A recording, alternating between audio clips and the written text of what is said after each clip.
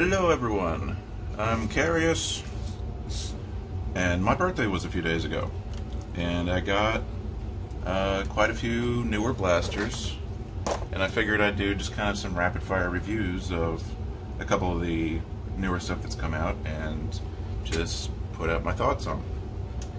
And I'm going to start with the only Nerf blaster that I got, the Rival Helix, I believe it's called. So this one's actually pretty cool. It's a lot beefier and chunkier than I expected. It's kind of huge. It's got a huge pump grip and handle, and it's just like really big chungus blaster. But it's just kind of a standard pump action Rival Springer, except it has the little curve shot gimmick where you can tilt your muzzle to either side or even down if you want to like try to arc rival balls over cover and cut your range in half. But what really impressed me about this is just kind of how smooth it feeds, and especially how smooth it reloads, because it's got about the capacity of an Artemis. It comes with 20 rounds, but you can easily fit 30 in it, and you just dump them into the top here and they roll down and they're ready to go. Super easy to reload. It seems like if you're wanting kind of a scavenger Springer that shoots Rival, I don't think you can get any better than this. It's got the same kind of performance and same basic functionality as like a Takedown or a Saturn or anything like that, but instead of reloading one at a time, or even like speed loading 8 at a time, you literally just dump a handful into the top here, which is super easy. Easier than even say like a Percy's, in my opinion, and it loads super smoothly and you could just keep going. I could easily see somebody, even in an HVZ setting, running around with one of these and just a pouch full of Rival balls and just continuously topping it off and just never running out of ammo, because it's so easy to reload. It does have enough power to shoot 2 at a time if you use the little unlocking button here, or oddly enough, if you just hold the trigger down and then prime it, like it won't catch, but it'll still load a ball, and then you can prime it again for real, and then it'll shoot 2 balls. So it's kind of neat. Overall, really impressed with it, to be honest. I hope Hasbro isn't done with Rival, because this is actually a really nice blaster, and I look forward to modding it and kind of playing around with it. So yeah, kind of the ultimate scavenger Springer Rival blaster for anybody who's looking for that.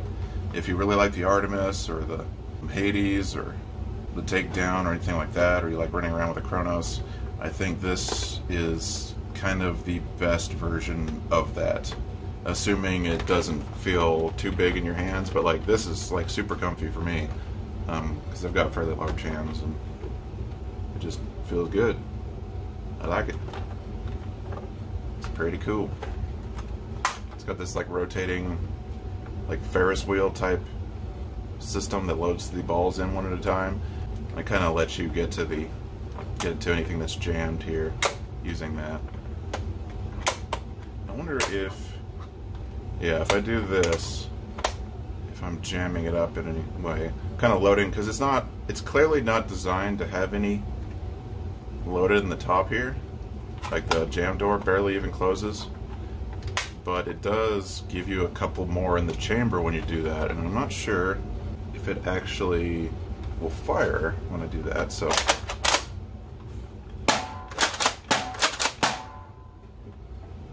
it seems to be working just fine, and it used the ones that were kind of loaded incorrectly, and if I rotate it a few more times, it starts grabbing them and kind of cycling them. Weird. That's pretty cool. So yeah, seems to work.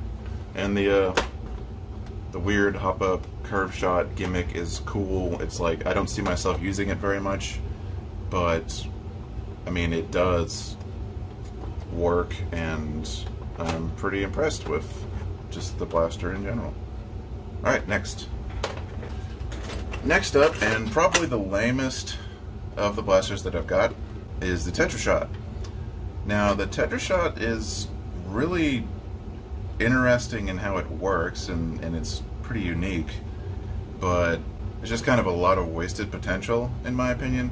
It's got these 4-round, almost shotgun-looking groups of darts, and it has a system inside that just kind of counts to 4 and rotates the cylinder, and it'll shoot 1, 2, 3, 4 out of one of these chunks, and then switch to the next one, and then shoot 1, 2, 3, 4, and then switch to the next one. I'll show you that actually. If I prime it, you see the chain doesn't move. If I prime it again, chain doesn't move, chain doesn't move. Now the chain tries to move. So it's like, it's got the 4 cycles, and then it jumps to the next one. See? Which is a cool design, but it is, from what I can tell from shooting it, it's really wimpy, which means any pipe dreams of like removing all the air restrictors and just making it shoot 4 at a time is just not realistic. Even if you could kind of work around the cycling only every 4th shot, I'm sure you can kind of bypass that system somehow, but it seems like it just doesn't have a lot of power to it. Even with those crappy long distance Buzzbee darts that it comes with that are second only to Elite darts in terms of just being garbage, it kind of struggles to hit 30 or 40 feet, and it doesn't seem like there's a lot of modding potential for it. I would love to be wrong about that, and I plan on opening it up to see how the 4-shot cycling thing works, and see if I can squeeze enough power out of it to maybe turn it into a belt-fed shotgun, which I think would be awesome, but I'm not sure if it's capable of that yet. But yeah, that's the Tetra Shot. It's a cool blaster, really gimmicky, not super great in execution, but it exists. Now, on a much more impressive note from Buzzbee, I've got myself 2 of these, which is the new trigger fires. Of course, the Tetra Shot and this are Adventure Force, but Adventure Force is just Walmart's blanket brand for contractor toy companies that make stuff for them. So anything from Dart Zone, Zuru, or Buzzbee that ends up at Walmart ends up being put into the Adventure Force branding. But these are made by Buzzbee, and they are basically like a Snapfire or a nail biter, in that the whole thing is powered by this very large trigger, which you pull back and you keep pulling back, and then it rotates the drum, and then it fires. And they've used the entire grip as the trigger so that you have more grip on it, you have more leverage, and you can do that. And it's just really cool. It actually has a decent amount of power. It seems to shoot way better than the Tetra Shot, for example.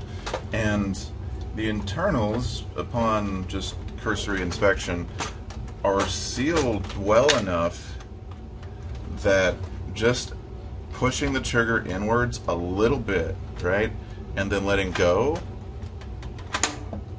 is enough to pop the dart right out of the blaster. So there's a lot of kind of voodoo going on inside this thing to get a lot more power out of this small action. I'm very impressed with them stock. I don't think they're great for dual wielding, even though they can be one-handed blasters, just because they're just a little heavy, because all the weight is in front of your hand. There's no like stock or any kind of counterweight, so it's kind of awkward to aim, especially since just the act of holding it one-handed out like that makes the blaster want to cantilever downward and force you to push the trigger just slightly.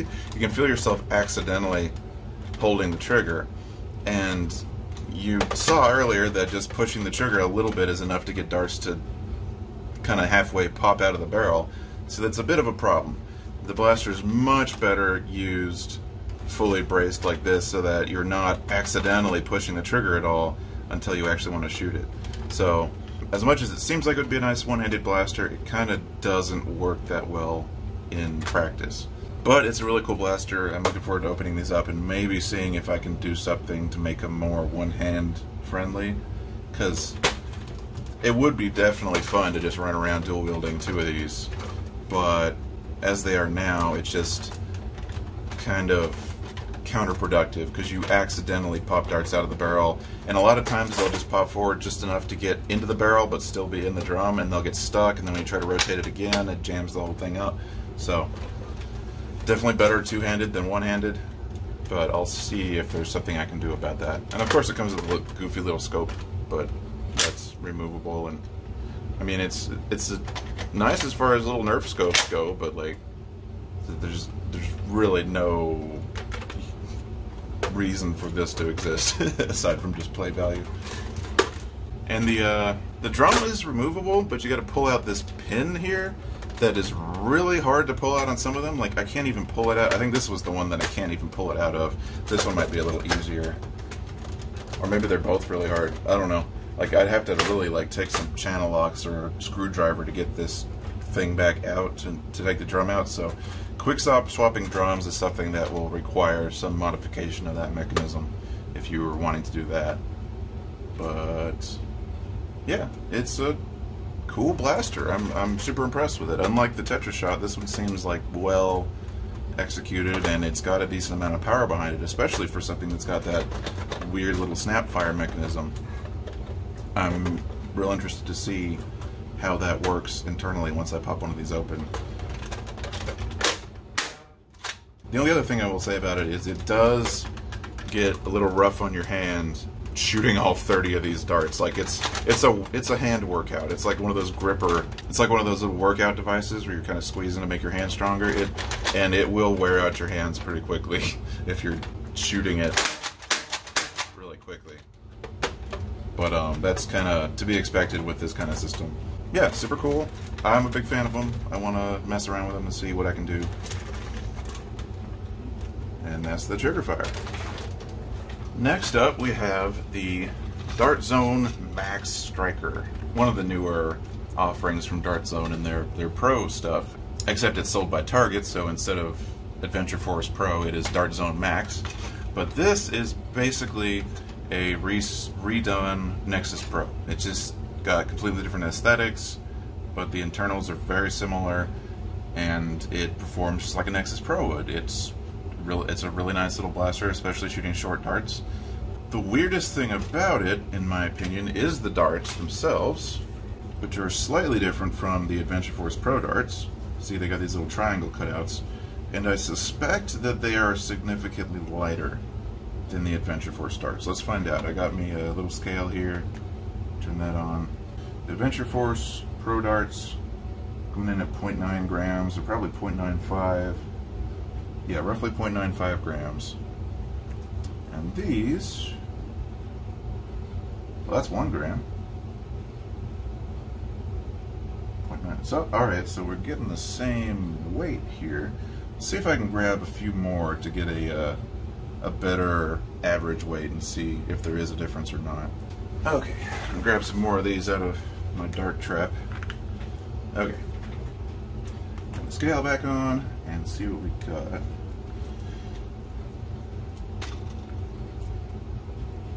Five, 6, 7, 9, and 10. So we're looking at 0.96 grams for an AF Pro dart, right? Now if we do 10 Dart Zone Max darts, we've got 0.95. 0.95 grams versus 0.96. So they are very slightly lighter than AF Pro darts, and I've noticed they're very slightly less accurate than AF Pro darts. I've gotten a lot more weird whirlybird shots out of my blowgun, for example, shooting these over these.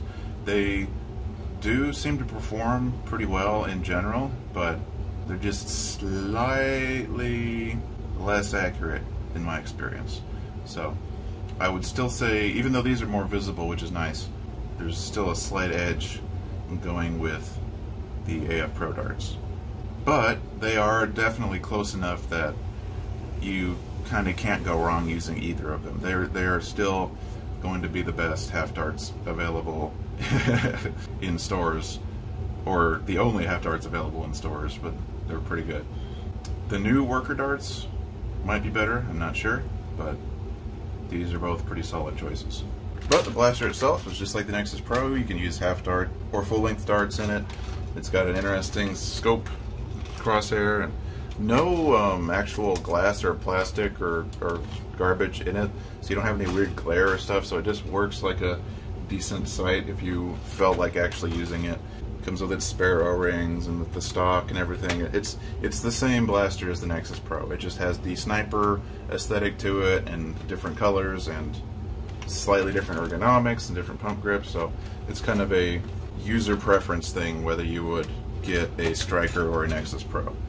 Definitely a good blaster. It's really solid. You can't go wrong for 50 bucks picking up either this or the Nexus Pro, and it's just Dart Zone knocking it out of the park once again. And last but certainly not least for this video is the blaster I was most excited about picking up personally, and that is the Dart Zone Tomahawk 60. This blaster is just cool. It is a 60 round drum semi-automatic flywheeler with the kind of performance you would expect out of like a Spectrum or any other Dart Zone modern flywheeler, so it's pretty nice out of the box. I'm looking forward to seeing what I can do modding this thing, of course, because having a high-end flywheeler that just has 60 rounds available is going to be awesome. The actual trigger pull is not as heavy as you would expect for something that has to cycle this whole drum and then push a dart out of it. It has the same kind of travel length as like a Hailfire, but it's a little harder to pull than that. But it's not enough that, unless you're like really rapid firing, it's not really gonna give you a ton of finger fatigue or anything. It's surprisingly smooth for what it is, in my opinion. And it has this 60 round capacity because it's got the 30 slots that each hold 2 darts. And the way it feeds all those darts is really smooth and kind of impressive in my opinion. It's real easy to top off, more so than any other drum blaster that exists at the moment, I would say, because you can just haphazardly throw darts in your drum wherever, and as long as there's at least 1 dart in each slot, you're still going to shoot and keep firing consistently. And you can see kind of 2 stages of being out of ammo. Like, you can try to keep it up to 2 layers, or then you'll have like 1 layer left, and then you'll have empty slots that you'll try to fill in first, and it seems to me to be a blaster that would be incredibly easy to keep topped off while you're in the middle of a fight, and I think is going to be a really strong HVZ primary because of that. It's got this little ramp that just very lightly presses on the darts to make sure that if there's only 1 dart in the chamber, that it is pressed down to where the pusher is going to hit it. And you can see as the darts go around, the single layer darts are going to want to kind of fall out and be crooked like this, but then as soon as they actually hit that ramp, it just pushes them right back down into position so that you can fire. And it's just really cool. And the drum is easily removable, so having a second drum ready to quick swap out is definitely an option. And it's got, like, the darts are fairly loose in these slots so that they're easy to push out into the flywheels, so it's got this guard at the front with this little kind of whisker biscuit type deal, and that way it just kind of keeps all the darts in place so they don't fall out of the drum until they're ready to be pushed through this little port and into the flywheels.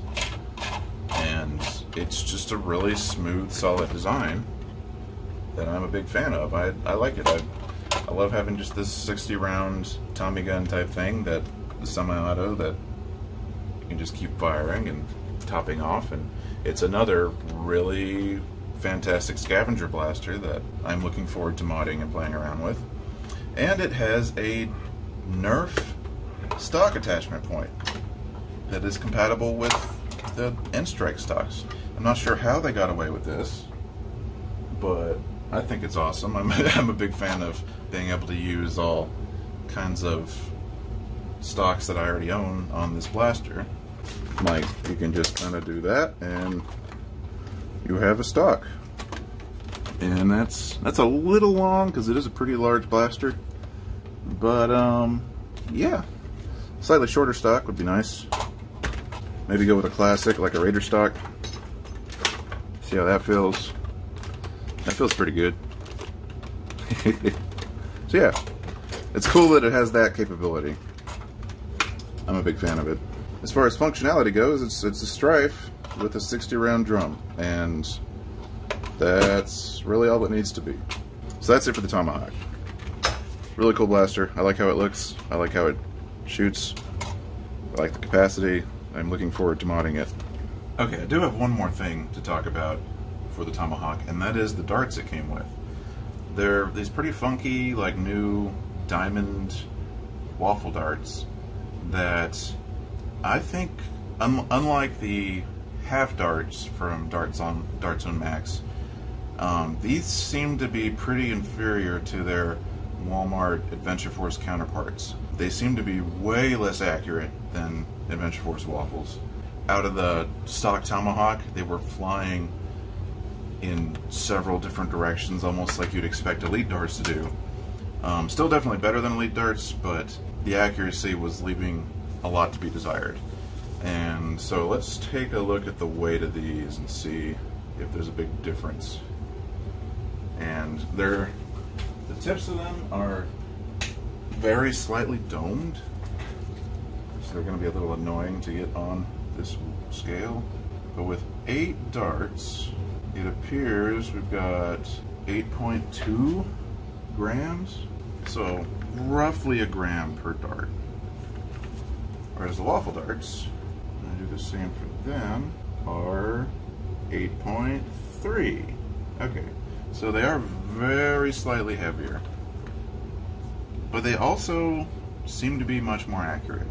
I'm not sure what is causing that, because these darts definitely seem to shoot straighter than these.